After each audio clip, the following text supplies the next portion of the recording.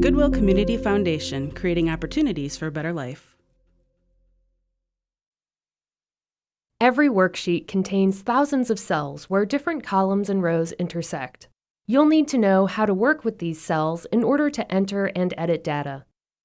Every cell has its own name based on its location, sometimes called a cell address. In this example, the cell I've selected is where column D and row 6 intersect, making the cell address D6. The address also appears in the name box above the worksheet. To select a cell, just click it. You can even use the arrow keys on your keyboard to navigate between cells instead of clicking with your mouse. To select more than one cell at a time, known as a cell range, click and drag, and the entire range will be highlighted. You can enter lots of things into a cell. For example, all of mine contain text, but they can contain advanced properties too, like formulas, functions, and formatting elements. For now, I'd just like to show you the basics. We'll start with inserting content into a cell. This person has confirmed that she completed part 2 of the training, so I'm going to select cell F9, then type an X. It appears in the cell and in the formula bar, where you can also enter or edit the contents of your cell. In fact, I'm going to take this opportunity to change the X to a capital X, so it's consistent with the rest of the list.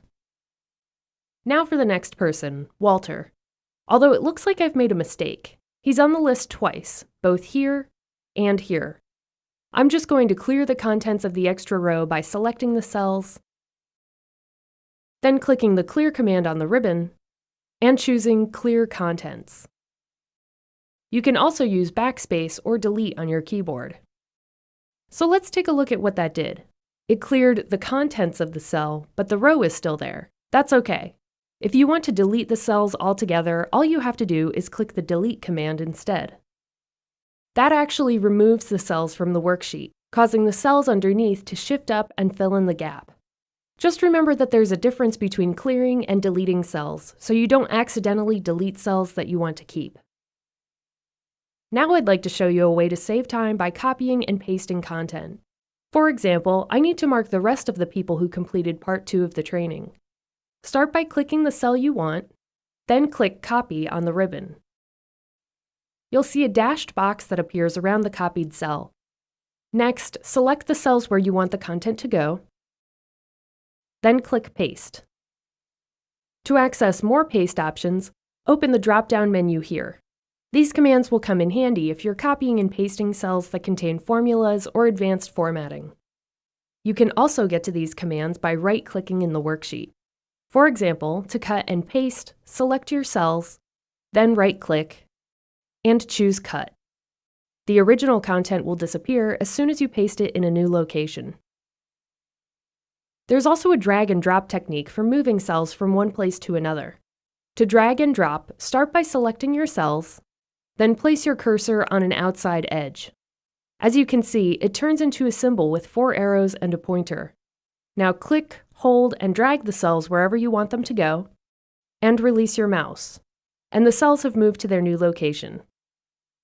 To mark the rest of the people who've completed part 3, I'm going to use one of my favorite techniques, filling in cells with the fill handle.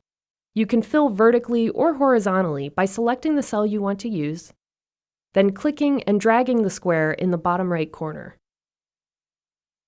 The fill handle can also be used to continue a series. For example, numbers, dates, and other information that's listed in sequential order. See what happens when I use the technique on my header row? It continues the series up to part 6. Now you know the basics, including insert and delete, cut, copy, and paste, and other time-saving techniques. Everything you need to know to work with cells in Excel.